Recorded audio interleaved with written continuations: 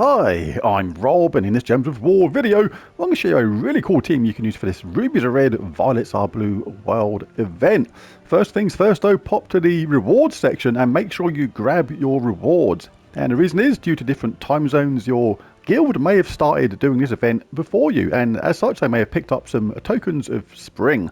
Evolves to a Badge of Spring where you get 40% spell damage for all troops in the current event, and ultimately to a Medal of Spring where you get a whopping 160% spell damage for all troops in the current event, and we'll be taking advantage of that medal in a major way with the teams I'm going to show.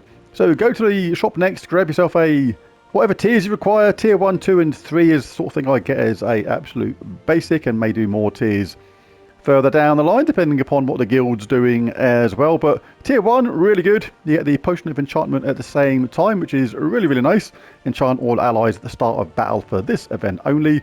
Tier 2, you get more tokens of spring at the same time, more troops, and the potion of explosion gives you a nice quick start as well because it explodes 4 gems at the start of battle. And tier 3, you get more tokens of spring, and even if your guild's only done a little bit at the start, you'll have enough tokens to evolve that to the medal straight away if you get tier 3, which is really nice. It gives you that whopping 160% spell damage straight away, which is really good. So just before we show the team, I'll just show the scoring system for this event. There are 6 fights you can encounter during this event: the Foxfire King, the Wendigo, Swamplash, Beastmaster Torburn, Obregonia and King Bloodwood. And the event has 3 phases. First phase, the first 4 opponents are the only battles available to play, and each have an equal chance of appearing. You will need to win 15 battles here to progress to the next stage. Stage 2, or phase 2, the first 5 opponents are the only available battles to play and have an equal chance of appearing, and you will need to win a further 15 battles here to progress to the last stage, phase 3. All 6 opponents are now available for battle with an equal chance of appearing, and this phase continues until the end of the event.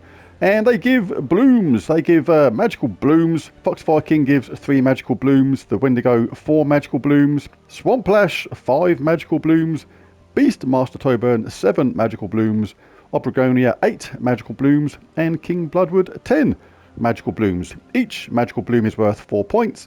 Battles will drop a variable number of magical blooms, on average about 1.18 times the base amount. But I've simplified the scoring system above just to show how many points you get per opponent.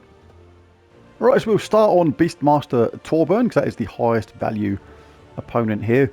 And this is the team I'm going for as a no mythic team. I'll tell you a mythic option in a minute because it is going to be very powerful on the later stages. But this is going to fly too, basically, because of the way the medal works. Remember that when that medal gets evolved, you'll get 160% spell damage, and those medals stack. So as your guild goes further through this and you get more of those tokens, more of those badges, you'll be able to stick on 2 of those medals and get a just ridiculous amount of damage, which is going to be really powerful for this team. King Oberon is here because it gives all Fey allies a 50% start with mana. Also gives magic +3 life to allies and 5 magic. Then creates a firestorm and enchants all Fey allies. So that firestorm is really going to come in handy. Not going to need it on the early stages, just all about the 50% start. On the later stages, that firestorm will really help, because Queen Titania does damage to all enemies boosted by red enemies and allies. And if there are 13 or more red gems, gain an extra turn. So with that firestorm and all that extra red, gives her an increased chance of that extra turn. She also fairy-fires a random enemy on 4 or 5 gem matches. That is really cool because fairy-fired enemies take an extra 50% incoming damage from spells, but we can do even better than that. Forenza is here. Also does damage to all enemies boosted by fairy-fired gems, and has a summon. So if anything goes wrong with our top troop, we have a summon, as well as an extra fairy-fire gem every single turn, which is a green match, which we use for her anyway, but also with that extra fairy fire, it's going to give us an increased chance of getting even more damage from our 2 damage dealers, Forenza and Queen Titania. Eruption of Roses is here because it explodes magic +1 green gems. Grants a random status effect to all Fey allies, which is the entire team, then summons a Fey troop. And it also has Tangling, a really nice upgrade. Entangles the top troop when you cast. We're going to be in Hierophant class for this. 24% chance to grant a random positive status effect to a random ally when my turn begins, as well as reduce damage from spells by 25%. There's some quite nice upgrades here too. Resilience, gain 8 life. Fireproof, immune to burning and fairy fire. There is a different option on that, but I liked the resistance to burning and fairy fire on account that we actually create those fairy fire gems ourselves. Brilliant aura. All allies gain 2 life on 4 or 5 gem matches. Firestarter, creative firestorm at the start of battle is good because we get that firestorm straight away. Gift of fire, all red allies gain 1 magic, that's important because we've got several of them. And Firebringer, gain bonus red mana from red gem matches. And Eternal Summer, all Fate allies gain 2 life every turn. So pretty much all of those champion talents are really useful for this team.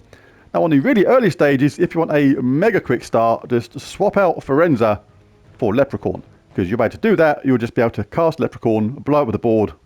Chances are you're going to charge up Queen Titania and kill nice and quick. But as things get tougher and that stops working, you want to swap out your Leprechaun for Firenze. The banner for this is going to be a Hellclaw banner from Indridit's Palace. +2 red, +1 purple, -1 brown. A couple of minutes ago I mentioned a mythic option, but if you fancy it, you can chuck in a Emeraldrin. This is going to be really effective for this team. Does damage to all enemies boosted by green gems, converts 5 green gems to green giant gems, and there's a 10% chance for an extra turn boosted by green gems, and also gives 2 magic to all green allies when matching green gems. So chuck in a Emeraldrin if you want for increased damage.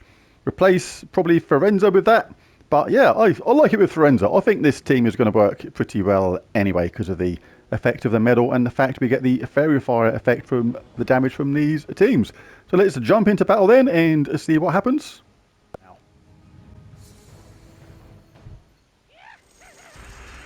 We get that nice quick start anyway with a potion of enchantment and that 50% start. We're just ready to go straight away. Don't have to worry about that because they're going to be dead anyway. 72 damage boosted. Yeah, everybody's dead. Absolutely straight away. Puddling is going to have to wait. Let's go to Beastmaster Torburn again. Just do a couple of battles on these lower levels and we'll jump forward, see how this team performs when the battles start to get harder. I mean, there we go. Look, we got charged again absolutely straight away. So we've got 74 damage to all enemies in my case with a boost of 24. That's before the effect of the medal. So that's going to be absolutely crazy. And the fairy fire. I don't think you even need Emeraldrin for this team. This is going to absolutely whiz through this team on its own. And this does 77 damage to all enemies in my case, boosted by fairy fire gems. So yeah, let's give Firenze a bit of the action.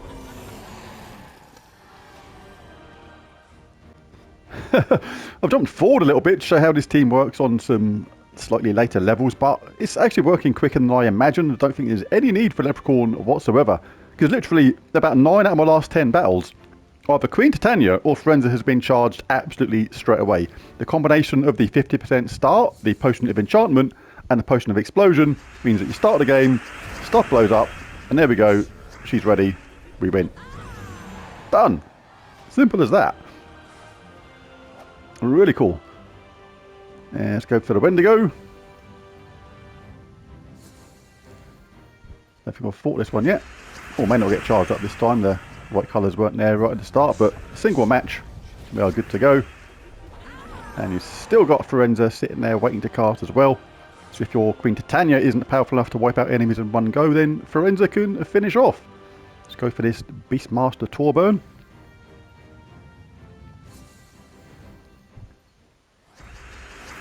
Potion of Explosion comes along, blows stuff up. There we go. Done. Now that's fast. Doesn't really get faster than that. Well, it doesn't get faster than that. You can't get faster than that. It's literally as fast as it can be. Let's fight Obrigonia. Say fight. Obrigonia's going to do the best it can. There we go. Again. Sorry, Leprechaun. You're not actually needed this time. Let's go for this Beastmaster Torburn.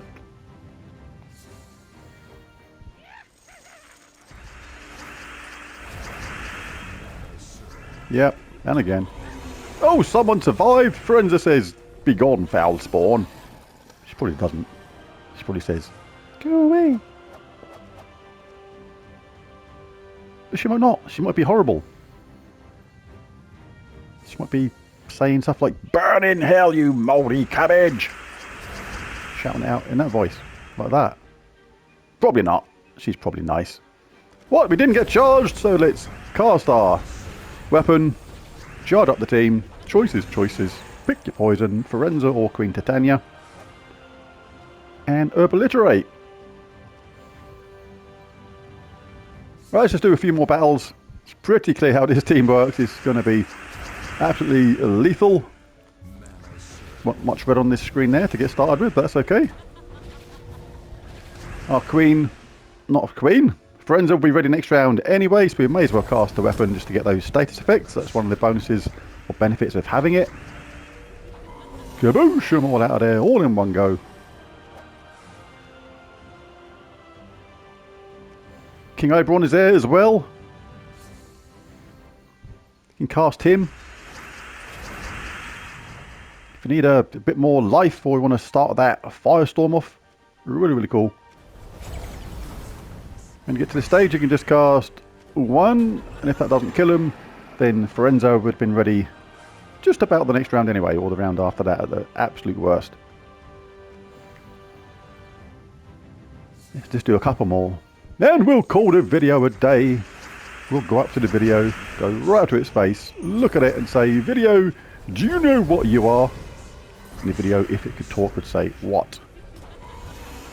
And I'd say, "You are a day." Yes. That's exactly what you are. Alright, let's do one or two more. Flying through this world event. Pick up those red straight away. May as well get these 4 matches when they're there. As well cast this if you're not going to kill all the enemy in one go, but if you are, just blast them out of there with Queen Titania or Forenza, whoever got charged first. Got another high level one? No, a low level one. Right, just do one or two more, because this is it. This is going to be good for a long time.